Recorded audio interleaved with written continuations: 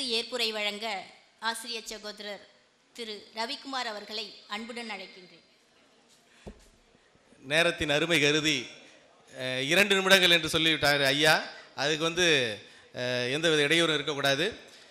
அக்கினி குஞ்சொன்று கண்டேன், அதை ஆங்கொரு காட்டிடை பொந்திடை வைத்தேன், வெந்து தணிந்தது காடு தழல் வீரத்தில் குஞ்சென்று மூப்பென்றும் உண்டோ என்று சொல்வான் பாரதி. அதுபோல இங்கே தழலின் குஞ்சுகளாக அமர்ந்திருக்கக்கூடிய என்னுடைய சகோதரி பெருமக்களுக்கு முதற்கண் வணக்கத்தை தெரிவித்துக் கொள்கிறேன்.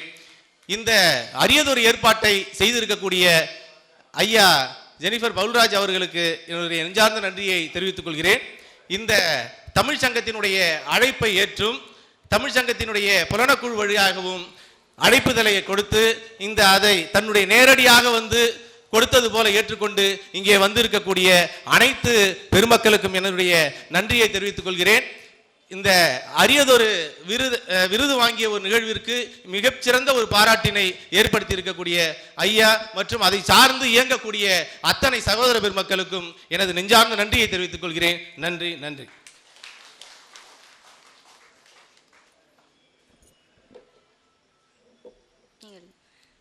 தமிழை ஆளும் இரு சகோதரர்களும் நேர மேலாண்மை கருதி இந்த விழாவின் முக்கியத்துவம் கருதி சிற்றுரையாக ஆனாலும் நெஞ்சத்தில் பதிக்கும் இரத்தின சுருக்கமான இனிய வார்த்தைகளை சொல்லி அமர்ந்துள்ளார்கள்.